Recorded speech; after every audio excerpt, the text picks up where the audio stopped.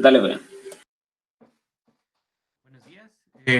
Nosotros somos el equipo de laboratorio de la sección I y el día de hoy nuestro propósito es poder hablarles un poco acerca de la seguridad industrial, dado que como ingenieros vamos a estar envueltos en un ambiente eh, que si no se tienen las precauciones necesarias puede llegar a ser muy peligroso, puede llegar a afectarnos no solo en un momento, sino para toda la vida.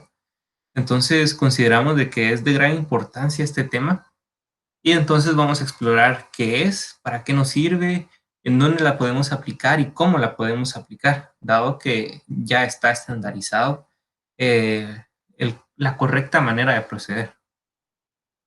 Entonces, iniciamos con la definición de lo que es la seguridad industrial.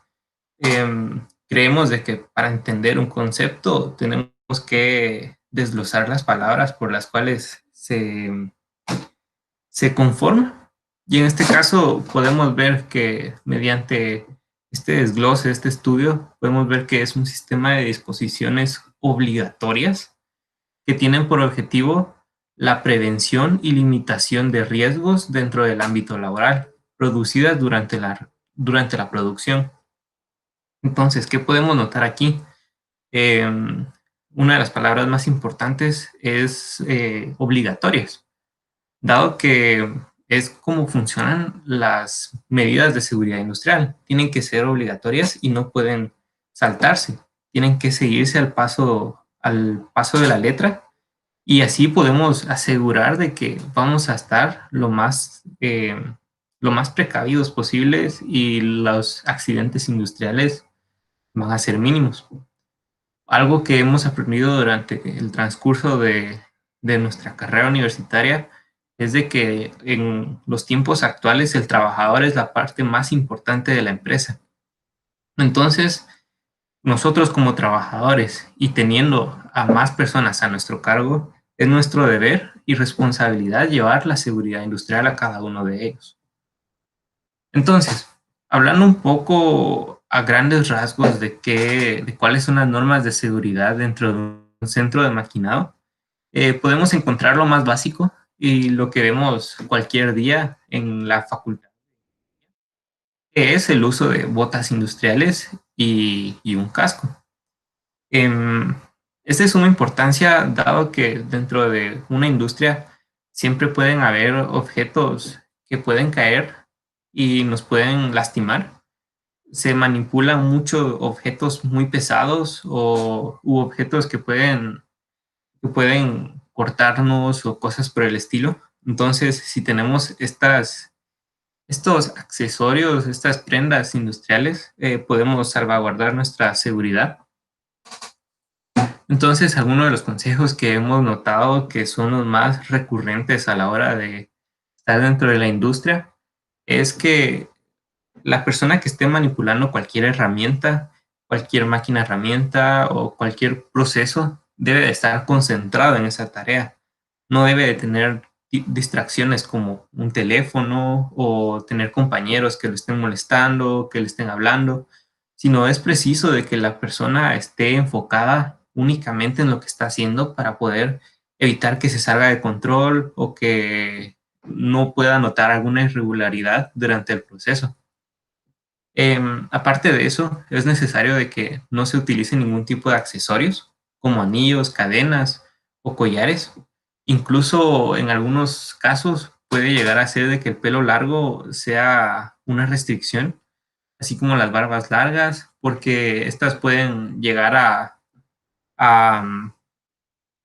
a meterse dentro de las máquinas o uno puede quedarse trabado y son cosas que no se desean, pues pueden acabar fatales, ¿no? Así también se espera que el empleado, la persona que esté dentro de la producción, esté usando anteojos de seguridad y también mascarillas si es necesario, debido a que siempre hay partículas y si se está trabajando con herramientas de corte, con herramientas de pulido, pueden generar partículas, chispas y pueden afectar al trabajador. También algo de lo que muchas veces hacemos caso omiso es el comprobar que las herramientas y las piezas que se vayan a utilizar se encuentren en su estado óptimo. Dado que, por ejemplo, vamos a trabajar con una rueda abrasiva, si estamos trabajando con ella y de primero no nos percatamos de que tenía una grieta porque no realizamos una comprobación, una revisión del equipo, esta puede llegar a romperse y puede llegar a dispararse dentro del área de trabajo, dañando a uno o más trabajadores. Entonces es importante que siempre se esté revisando y verificando de que las cosas que vamos a utilizar estén en su estado óptimo. Así también es necesario utilizar las herramientas para cualquier trabajo. Por ejemplo, he visto casos o he oído de casos donde las personas cuando quedan las virutas lo recogen con las manos y esto puede llegar a ser malo para el trabajador, dado que pueden haber cortes, quemaduras, dentro de otras cosas. Y si no se utilizan las herramientas que están diseñadas para eso, puede pasar lo que hemos dicho. Asimismo, siempre seguir las instrucciones de todas las herramientas, dado que las personas que lo diseñaron conocen las limitaciones y los alcances de sus equipos y las instrucciones se han dado por algo. Entonces, tenemos las señalizaciones que podemos ver incluso en el día a día. Y entonces aquí podemos ver varios ejemplos como estas que están en un triángulo amarillo, que son, que representan una precaución, ¿no? Una alerta. Y aquí podemos ver todos los casos en los que podemos encontrar como riesgo eléctrico, radiaciones láser, baja temperatura, riesgo biológico, riesgo de incendios y cosas por el estilo. También tenemos las señales de prohibiciones, que son las que encontramos muchas veces siempre encontramos, perdón, en rojo. Y son son las actividades que definitivamente no se pueden realizar, dado que puede llegar a tener una repercusión muy mala para el trabajador.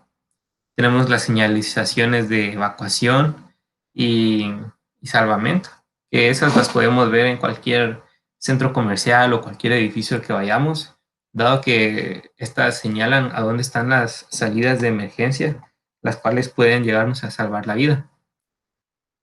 Así podemos encontrar varias señalizaciones más y es importante conocer la definición de cada una de estas para no llegar a confundir su propósito y terminar confiando nuestra vida en lo que dicen las señalizaciones y por no saber leerlas vernos afectados.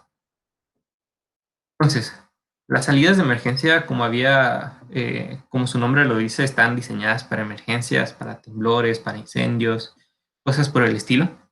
Entonces, tenemos que averiguar el número de puertas de emergencia que se deben instalar, dado que no es cualquier cosa. Algo estándar es de que el máximo de tiempo que un trabajador debe tener para llegar a esta salida de emergencia es de 2 minutos y medio, para poder asegurar de que puede tener una oportunidad de salir de cualquier peligro. Asimismo, las puertas de emergencia deben tener salida a la calle, a un pasillo o a un pasillo que esté protegido o una escalera hermética. El recorrido para llegar a una puerta de emergencia no puede ser mayor a 25 metros. Entonces, es lo que decíamos hace un momento, que debemos definir cuántas se necesitan porque no se puede tener una sola, no solo por el hecho de si no se da abasto, sino porque tal vez una persona esté más lejos de esta. Entonces, esto nos trae también al caso donde cada piso debe contar con al menos 2 puertas de emergencia. Y se puede dar por los diversos casos, ¿no? Las señalizaciones que indique la salida de emergencia se deben colocar como mucho a 2 metros con 20 centímetros y deben poder leerse hasta 20 metros de distancia, dado que no es una sola distancia determinada que puede encontrar al momento de una emergencia, dado que puede suceder en cualquier momento, ¿no? Las puertas de emergencia nunca deben estar bloqueadas de ninguna forma y eso es algo que vamos a ver más adelante, que muchas veces se bloquean e imposibilitan el paso y pierden totalmente su función. Las puertas de emergencia tienen que tener la apertura hacia el exterior y nunca hacia el interior. Es necesario que las personas que van a salir puedan hacerlo empujando la puerta hacia afuera y no debe de tener ningún tipo de mecanismo complicado, dado que en un momento de emergencia las personas tienden a entrar en pánico y muchas veces lo habitual es que las puertas sean de metal, pero si son transparentes por cualquier razón, deben estar fabricadas con un vidrio de seguridad. No puede ser cualquier vidrio, ni puede ser imitación. El ancho de las puertas de emergencia no es algo que puedan dejar, que se puede hacer al azar y solo comprar una puerta, sino tiene sus medidas estándar. La altura dice que tiene que ser de 2 metros con 3 centímetros, la anchura de 0,9 metros, y está diseñada para 100 personas. Y el ancho se verá incrementado en 60 centímetros por cada 100 personas que estemos contando que vayan a pasar por ahí en caso de una emergencia. Siguiendo con lo comentado en el punto anterior, las puertas de emergencia deben ser de fácil acceso, no deben de ser un laberinto para poder llegar a ellas, ¿verdad? Debemos de tenerlas a mano. Los locales que cuentan con una iluminación baja, como bares o discotecas o salas de conciertos, deben tener la luz necesaria para indicar dónde se encuentran las salidas de emergencia. Estas ya son recomendaciones más generales, pero que siempre son importantes conocerlas, ¿verdad? Algo que se nos olvidaba comentar es siempre tener a los trabajadores capacitados y bien sabidos de dónde están las puertas de emergencia, las salidas de emergencia, para que ellos puedan acudir a ellas lo más rápido posible. Cuando estamos hablando de la distribución de las máquinas, herramientas, como tornos, fresadoras, lo que hemos visto, es dependiendo del producto que se vaya a hacer. Por ejemplo, si solo se trabaja un producto, se recomienda que ésta esté en línea, pero es más por cuestiones de productividad. Si se llegara a estar trabajando más de 2 artículos, más de 2 productos como una maquila, se espera de que las máquinas estén distribuidas según el trabajo que vayan a realizar. Sin embargo, las, las distancias a las que tienen que estar las van a dictar las mismas herramientas, dado que, como habíamos comentado anteriormente, las instrucciones son clave, ¿no? Entonces, eh, se, estas mismas tienen el lugar indicado al que debe de estar, la distancia mínima para que el trabajador esté de la máquina y de las demás máquinas.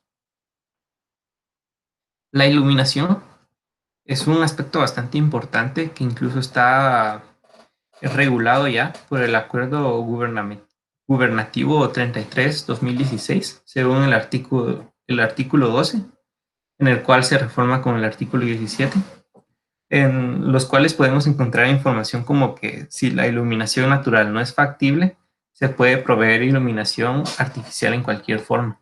Siempre la iluminación natural es preferible, ¿no?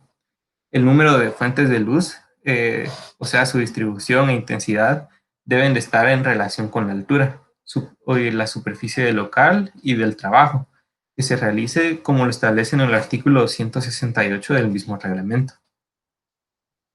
Para esto podemos encontrar diferentes estudios en los cuales definimos cuántas lámparas, cuánta intensidad y de qué material deben de estar hechas, dado que cambia, ¿no? Además, también se regula según el tipo de trabajo que se vaya a hacer, porque hay trabajos donde se necesita más precisión y otros donde no se necesita más precisión.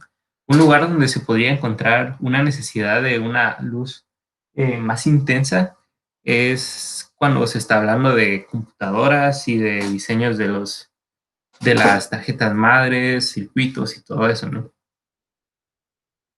La ventilación la podemos también encontrar ya legislada en el Acuerdo Gubernativo 33/2016, del artículo 169 al 172, donde dice que los locales deben de tener un sistema de ventilación que asegure la renovación del aire con relación al perfil laboral y mantenga una temperatura para que los trabajadores no tengan molestias ni que se les perjudique la salud. Para que la temperatura sea suficiente, debe ser mayor o igual a 50 metros cúbicos por hora y por trabajador.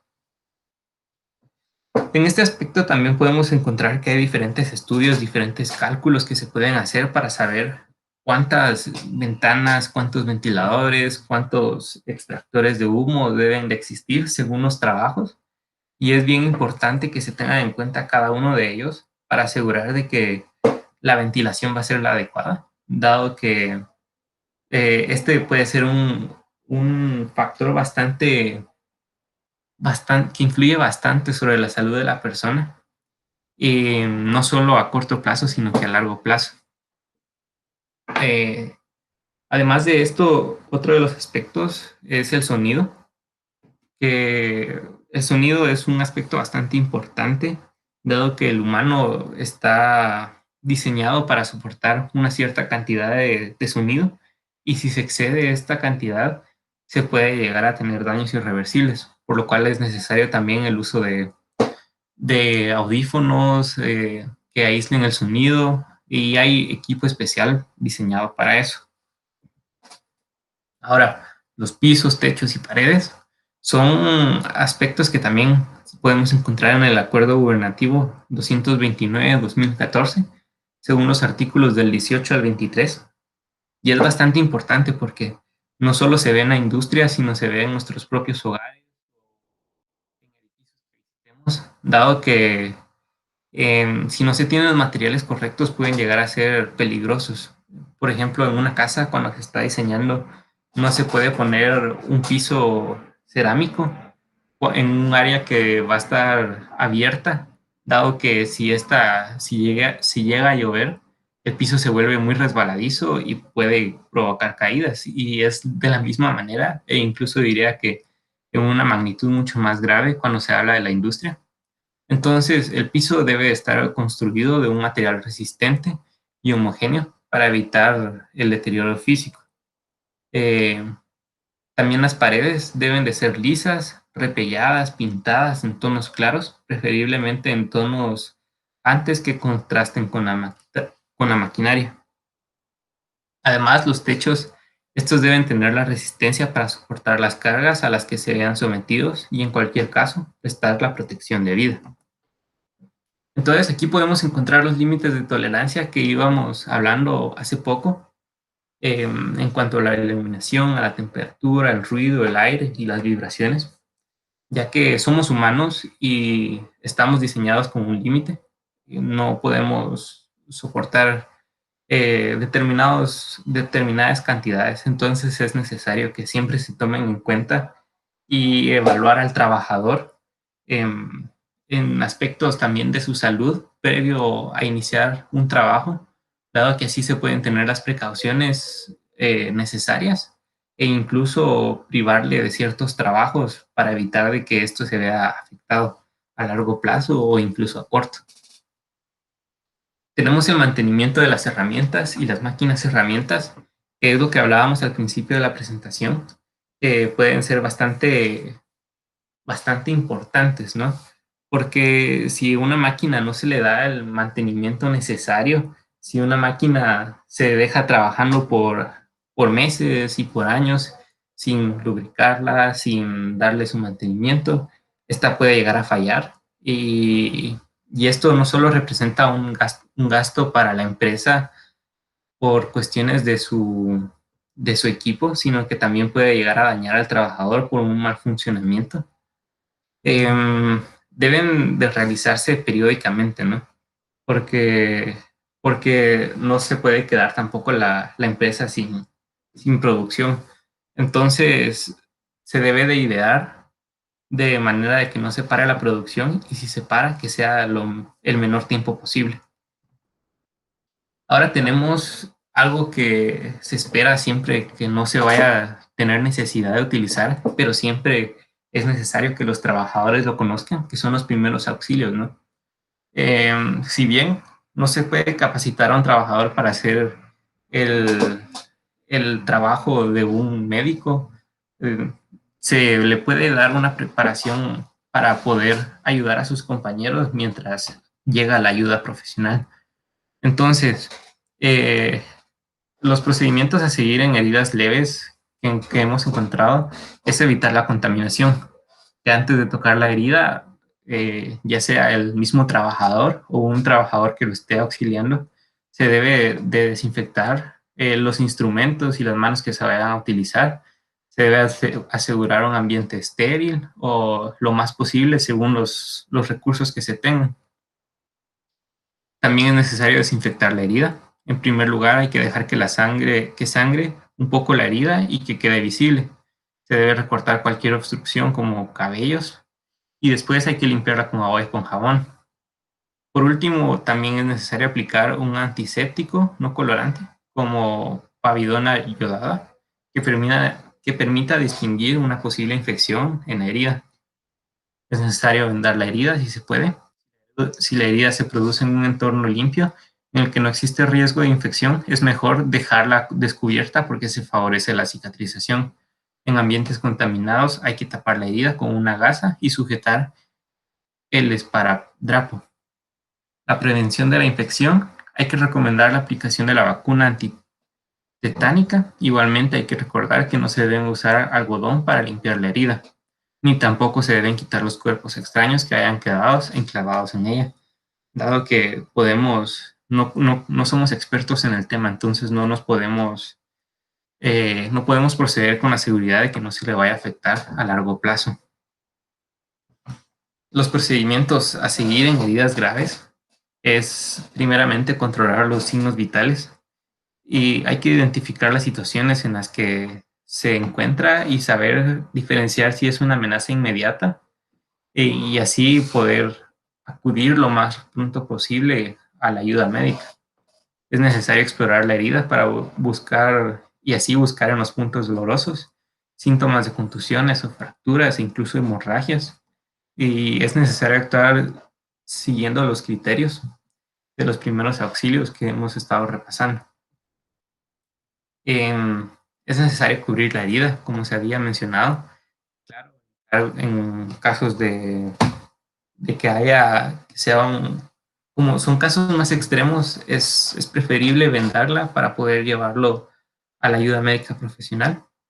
Y hay métodos para poder ayudar a los compañeros y aquí podemos observar uno de cómo es las medidas adecuadas para poder auxiliar a una persona que se vio afectada.